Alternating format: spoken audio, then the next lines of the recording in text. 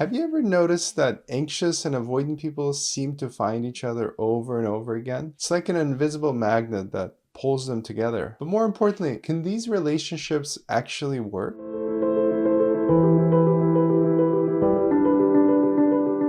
Our attachment patterns form unconscious, automatic maps that we use to navigate relationship.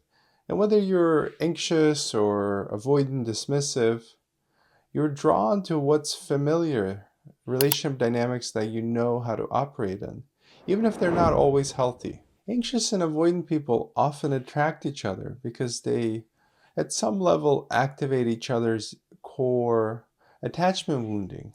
And this actually may feel intense and passionate, it's like fireworks in the relationships.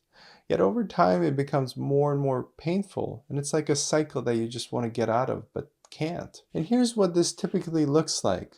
The anxious, preoccupied partner constantly craves reassurance and proximity, wanting closeness.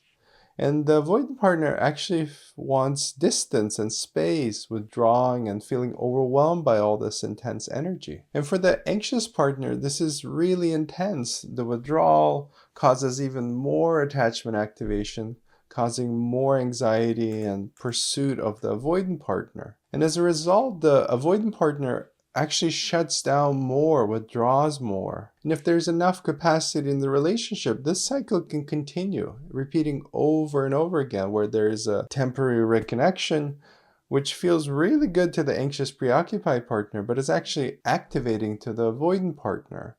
And there's a lot of unconscious beliefs operating in these connections or reconnections. For the avoidant partner, they need to regulate by withdrawing.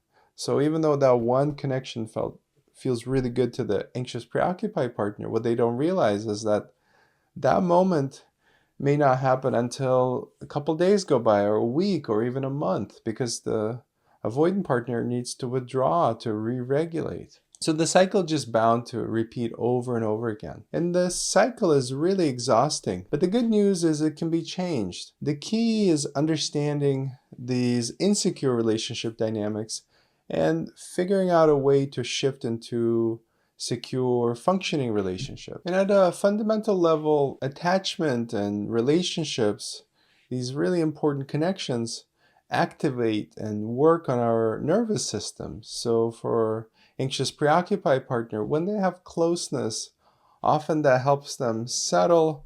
Sometimes it actually makes them more activated. In children, the way this looks is that the child, even if they're picked up by the parent, they may begin screaming and be wanting to be put down.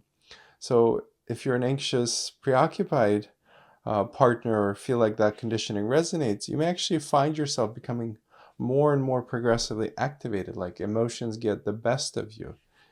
Things feel more intense when your partner's close, even though that's what you really want. And then for the dismissive avoidant partner, they're largely in a hypoactivated shutdown state where the attachment system is largely off. So any kind of beckoning or proximity from the preoccupied partner may feel intrusive, overwhelming, and they don't want to have the attachment system activated because it brings up all the sadness, feelings of rejections in the past, all these kind of unconscious beliefs that are largely not dealt with. So they typically cope by withdrawing and actually rejecting, pushing away their anxious, preoccupied partner. And really at the core of it, the conflict is that the more the anxious, preoccupied partner pursues, the more the avoidant partner pushes away because they need to withdraw and auto-regulate. They're much better at independent, self-regulating activities. And this just creates a fundamental conflict in the relationship. It's not really resolvable in a way that you could just say, I want more connection, and the other person can say, yes, I want more connection, and here it is. There's really deep, automatic, unconscious operating beliefs that really just create this rift in the relationship. But there's a lot of energy in this pursuit and avoidance that can keep the relationship going. And some people can be in these insecure dynamics over an entire lifetime, in a marriage or partnership that lasts decades or a lifetime.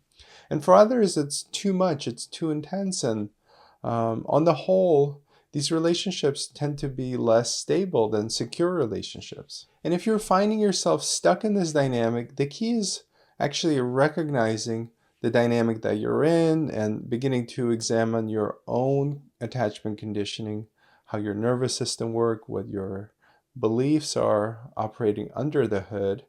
And you can actually shift the relationship dynamic to secure functioning one, even without the other partner having secure attachment necessarily. So here's 4 general ideas or strategies that you can implement to shift this anxious, preoccupied, avoidant, dismissive dynamic into a secure, functioning relationship. So before reacting or texting, calling, barging in on your partner, whatever your typical behavior is, you want to actually pause and notice what your own inner experience is. And most likely there's a lot of anxiety, a lot of fear in the body, in the mind, and it gets projected out so that the hope is that the other person will soothe and reassure you and help you settle. And if you're on the other end where you feel like your partner is too much, they're unreasonable, they ask for too many things, they want to just hang out all the time,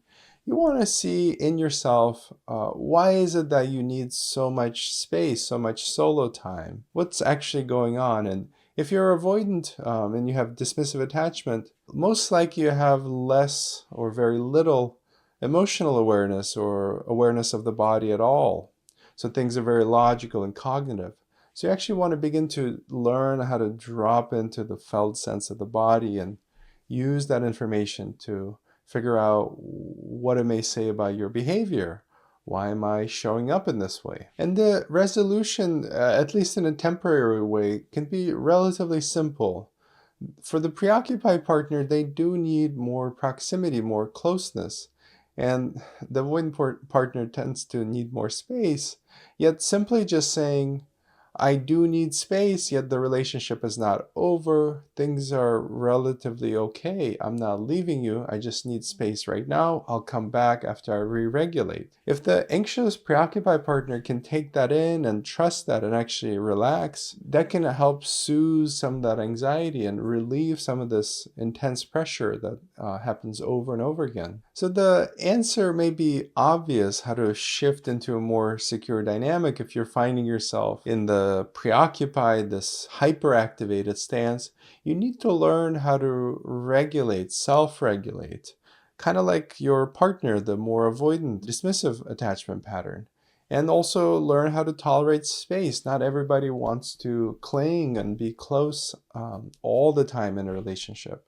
And it's actually healthy to come and go, to have both intimacy, closeness, and then independent exploration, space. It doesn't need to be that way. It's just okay if it is that way. And if you're finding yourself more in the avoidant dynamic where you're feeling shut down and you're basically withdraw at any request from your partner for connection, you want to be able to provide them some of that connection. So actually reach out more and reassure them, do let them know, you love them, you care about them, the relationship matters to you. So you're kind of meeting each other in the middle, and that's largely what secure relationships are, is this dynamic that feels mutual and balanced, collaborative, where the relationship is founded in safety and trust. So there's kind of this insulating experience of just relaxing into the relationship itself. And secure relationships are largely safe and predictable.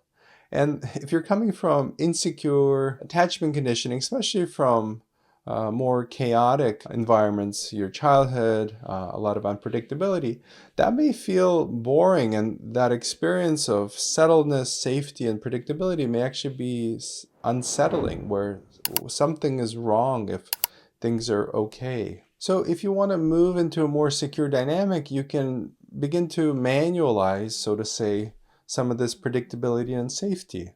For example, you can do daily check-ins or find a time every week where you check in how things are going and it's predictable. You just know that, right, no matter how stressful your day was, in the evening or whenever it is, I know some couples that wake up early before the kids are up, and they'll reconnect and have this intimacy time early in the morning. So just find some way to ritualize it or manualize this experience. And for the avoidant partner, they may want to, again, signal, and it could be a calendar or just some blocked off time where it's their time, their alone time. And then simple gestures like physical closeness, sharing food. It's really up to you how you fill that in. It could be bedtime routines, just different things that are important to you and matter to you that you're both up for doing together that can really take a lot of this intense anxiety, this pursuit and avoidance offline and just be replaced by these mundane, ordinary behaviors. So with enough time and effort, the anxious avoidant dynamic can begin to settle and heal.